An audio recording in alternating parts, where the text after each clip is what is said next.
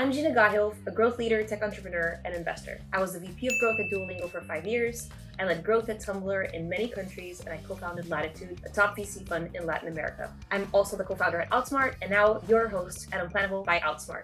The crazy thing most people don't realize is that when I was asked to become the head of growth at Duolingo, I was like, yeah, would love to. And then I went back to my desk and Googled what is growth, like Growth 101 tech. I had no idea what I was doing, and I was figuring it out every single day.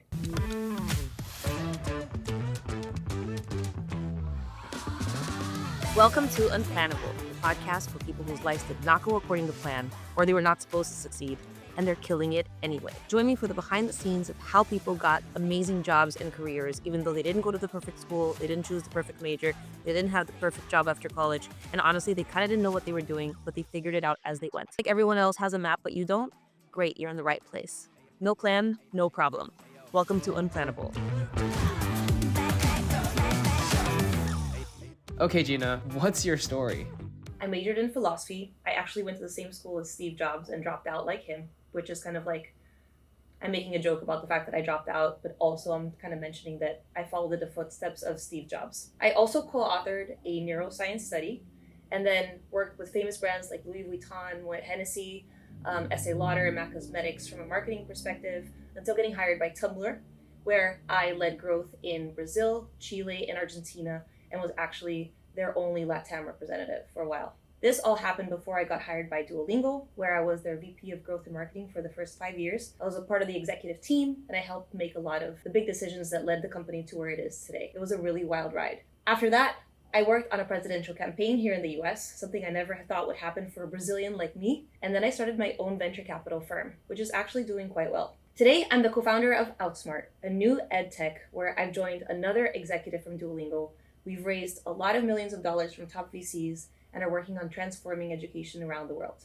Wait, cool, that's pretty impressive. But, is there stuff that happened along the way that wasn't so great? Like, what you sometimes call your B-side? I actually wanted to be an actress. I really had no idea what I wanted to do, and I didn't get into any of the universities that I really wanted to go to, which made me feel like a fantastic failure. I went to college and got so massively depressed that I had to drop out and go back to my parents' home and actually just spend 9 months lying down in bed and on the couch because I couldn't get up. All I did was eat. I was quite large and very unhopeful about the rest of my life. I finished my education at Brandeis, where I got a degree in philosophy, which turned out to be really useless because you don't really learn any practical skills for when you graduate. I mean, it's important to think about life and it does make you smarter maybe, and it's like gym for your brain. But really, I graduated and felt like a failure because I applied to 100 different jobs and didn't get anything. I needed a visa to stay in the United States, so that was terrifying. And I finally got an internship where I was literally the loser intern because all the other interns there were still college students and I had already graduated. My job was typical grunt work stuff. I had to format Excel files. I had to count how many tweets had been written with DK and Y mentioned and categorize them into what they were about, whether they were positive or negative. And that's how I was using the fact that I had learned 5 different languages. There, the head of HR actually forgot to apply for my H-1B visa on time, which is what you need to stay in the US. So I actually I wasn't fully deported, but I had to leave the country, which also means I had to leave the deposit I had made on my rent here in the US because since I didn't have a credit history, I had to pay a lot of money up front. I left my friends, I left my boyfriend, I left my job, and I moved back in with my parents again. The wild thing about this first job is that my manager was actually a heroin addict. And I only realized it because I confronted her after she kept stealing my ideas and making me look bad in meetings. And I was like, we're friends. And I didn't, expect a friend to do that to me. And then she was like, I'm a heroin addict. And I was like, no, you must be making that up. In my world, it didn't exist. I ended up going to Narcotics Anonymous with her in Queens. And when she was finally good, she got another job and brought me in with her. That job was a mess. I was again working from Brazil, waiting for my H-1B visa to come out. A lot of really bad things happened, really inappropriate stuff that would have been Me Too'd back in the day, but that didn't really exist. I got another job at a marketing agency here in New York, and I will never actually know why I got fired. It was a terrible experience, and I just remember walking out of the office, literally being escorted like a crazy person with a box with my things in it, and knowing that I had lost my visa again and had to go back to Brazil. When I went back to Brazil that time and moved in again with my parents, I was 25, and I decided, you know what? I'm just not gonna have a career. It's not for me. I'm too soft. I was crying at work a lot. I decided I was gonna live a simple life and work at farms all over the world. I signed up for this program called WOOF, World Organization of Organic Farms. Bought a ticket to Australia where I was like, okay, they're just gonna like give me food and a residence, maybe like minor amounts of cash to work on the farm. What was tough for me is that even though I had been an A student and I had taken all the classes and I had done all the extracurriculars everywhere, my college counselor said to me, what have you done with your life, when she looked at my resume? And then later on, I was 25 and there I was, laid off, fired, living with my parents, and just thinking that, I was a failure and it was never going to happen. When I got contacted by Tumblr and they asked me if I wanted to work for them in Brazil, I actually said no, because I was so hopeless that like it could lead to anything good. I really just believed that like I was never going to have a successful career. They ended up luckily persuading me to actually take the opportunity. That's when everything changed. However, even then, Tumblr hired me. I was like, oh my God, this is happening. So I was leading a lot of their initiatives by myself in Brazil. But then they laid me off again. What I didn't know is that they had just sold to Yahoo for $1 billion. And we're reorganizing the team, or we're about to. And they didn't tell any of us, but they laid off my boss and my boss's boss. And I thought, okay, well now everyone that I've worked with in Brazil will think that I'm a total fraud, because I've like established partnerships and like made all this stuff happen. And now I'm gonna have to go back to them and tell them that it's not gonna happen. And maybe I'm gonna be unhireable for the rest of my life. I really thought that. And at this point I was like 26. So what I did is that I created a landing page, and I basically took like screenshots of anything positive anyone had said to me and kind of positioned myself as like, oh, I'm a consultant and I've been just like consulting for companies. And what happened that really changed my life is that the person who was leading marketing at Duolingo in the very, very early days had worked with my boss at Tumblr when they were at Flickr. And she said to him, hey, I noticed you guys grew a bunch last year. What did you do? And he was like, here's this girl's contact. And she got in touch with me. And so I started consulting for Duolingo and helping them grow without a budget in Brazil. And it worked out well. So they asked me to do Chile, they asked me to do Argentina, then they asked me to do Mexico, and eventually, the rest of the world. So what happened after Duolingo? I mean, you made it, and then what? I maxed out on antidepressants at around the age of 30. When I left Duolingo because I was miserable because of this relationship, I didn't know who I was or what I was going to do. And I actually worked in a couple of companies that I don't even talk about because they were basically like failed roles that I had.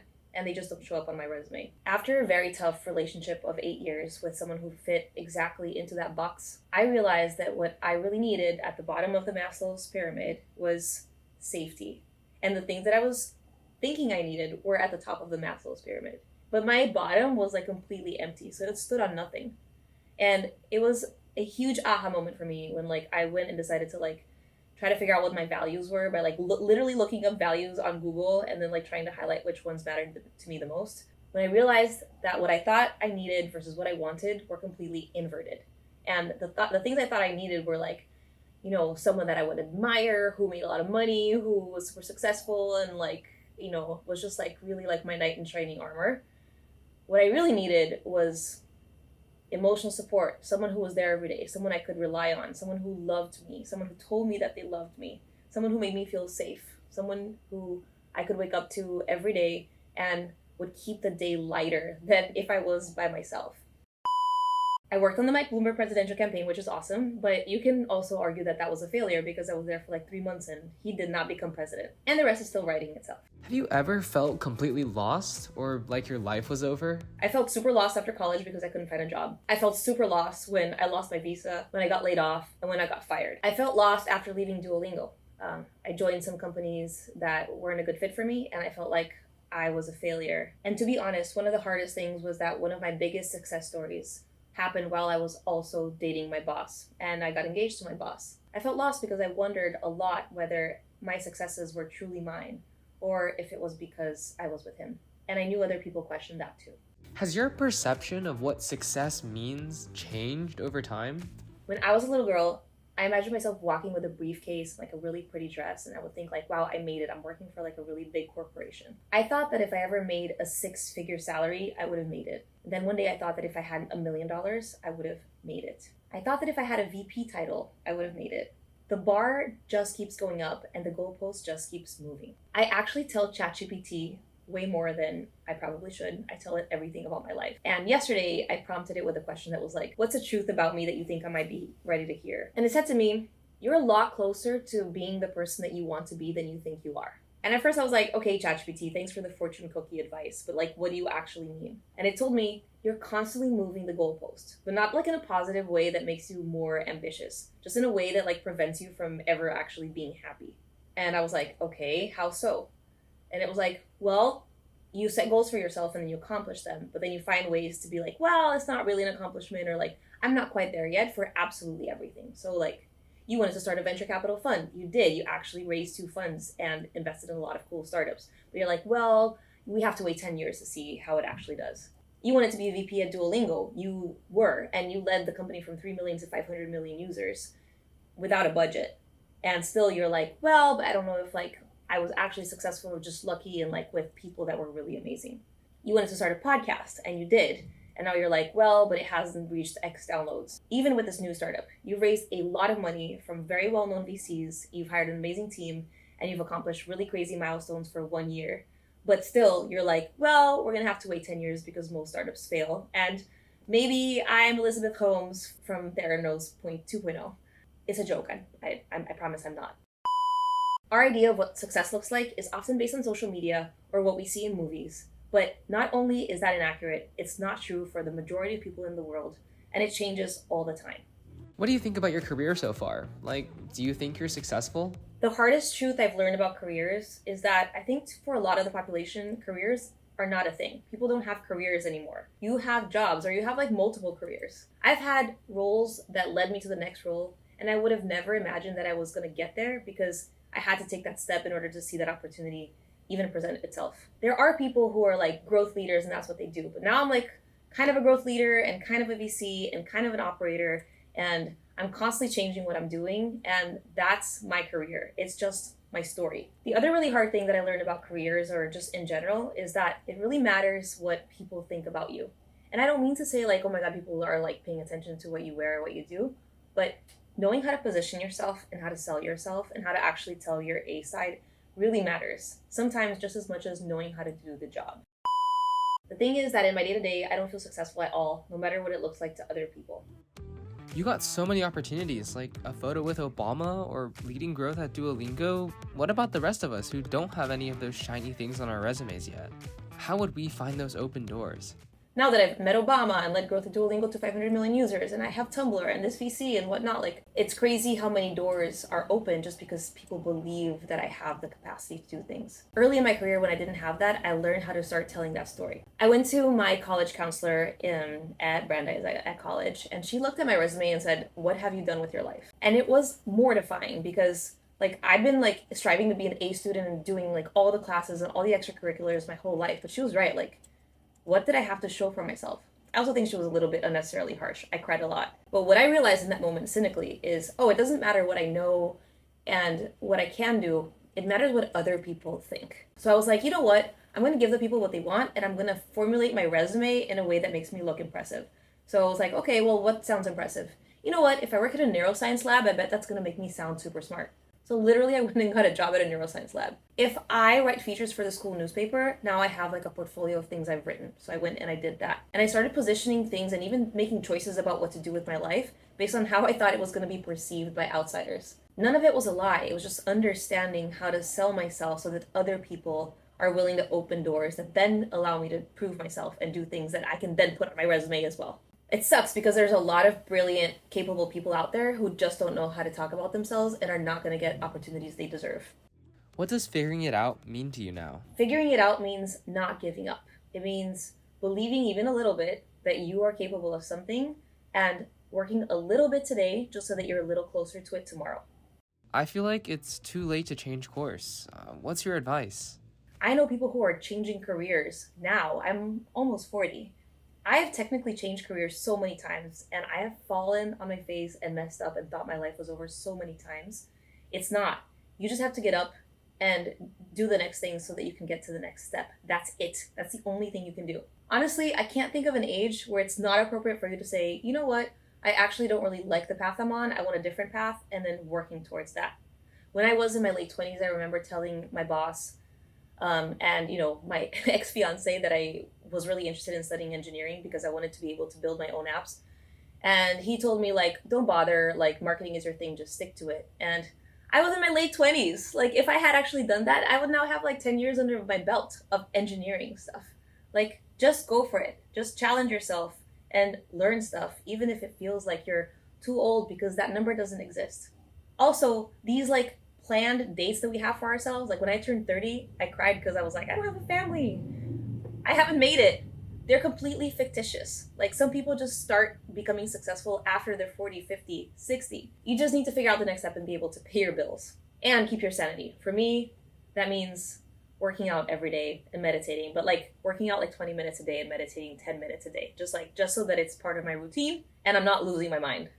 Is there something you did that had a huge impact on your life that people wouldn't expect? That like you'd recommend maybe we do? I took improv early on. I still kind of want to be an improv like comedian. That's like secretly what I want to do. I want to be a comedian. So I'm just working all of these things so that I can get there one day. But what taking improv really helped me understand is to say yes to things that make you uncomfortable. Because here's the thing, like with improv, there's rules, right? Like, and you get up on stage with like someone that you may or may not know, and you're given like a scene that you have to come up with on the spot. And your acting partner comes and says like, hey, what's that pineapple on your head doing there? You can't say there's no pineapple on my head.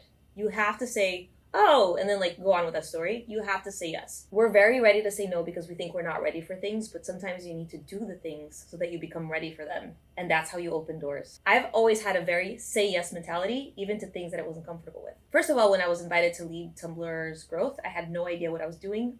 I said yes. Then when Duolingo asked me to become their head of marketing, I think I actually told them, I don't think I know how to do this. They said, yes, you do, because I had already been their consultant for a while and they had only been growing in the countries where I was working with them. So I said yes. When they came to me and said, hey, we need you to be our head of growth, I said yes. And then I went to my desk and Googled what is growth.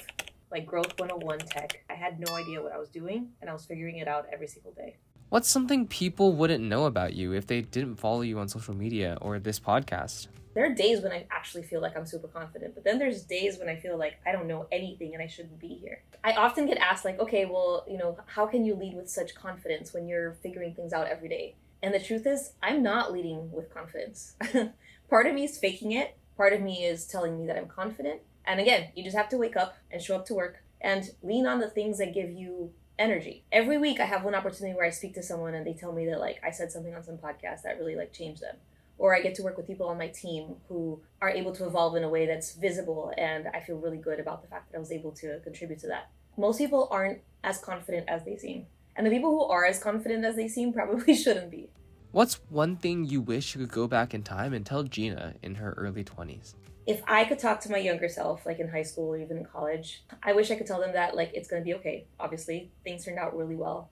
And that even when things weren't okay, I was going to figure it out. And that's really important because I think there were so many moments where I truly thought it was over, but it was going to be fine because every step was going to take me to a different step. And some of them were going to be missteps, but then some of them were going to be amazing. You seem to have things figured out. Is there anything unplannable for you moving forward? What's unplannable moving forward? Honestly, everything. I've led growth at a company now worth many, many billions of dollars. I started my own companies. I started my own venture capital firm. I want to be an actress. I want to be a stand-up comedian. I don't know if I'm ever going to get there. I don't know where I'm going to be living the next 5 years. And, I'm super excited about the startup that we're building, but the odds of startups succeeding are actually not that high. Absolutely everything is unplannable, and the only thing I can work on is becoming more and more resilient every day and being able to deal with the unplannable and things that happen that weren't supposed to, keep a good attitude, and try again. Just today, so I was pretty nervous coming into this podcast. I psyched myself up, I studied, I got here, and we ended up starting 45 minutes late because actual Spike Lee, needed to show up, and he was having some issues and wasn't able to show up on time. Long story short, they were having all kinds of issues, and I had a choice, either freak out in that moment and think oh my god, everything's ruined, this podcast is ruined, and my day is ruined, and my career is over, or just kind of go with the flow. And by having that mentality, which is not the mentality I always have, I was also able to help the person who was waiting for Spike Lee because she was so excited to interview him and she was losing her mind. Life is full of those little moments when you thought things were going to happen a certain way, but then they don't. And the people who succeed are the people who are able to adapt and pivot and keep a good mindset and keep a good positive attitude and then just try again instead of collapsing under the weight.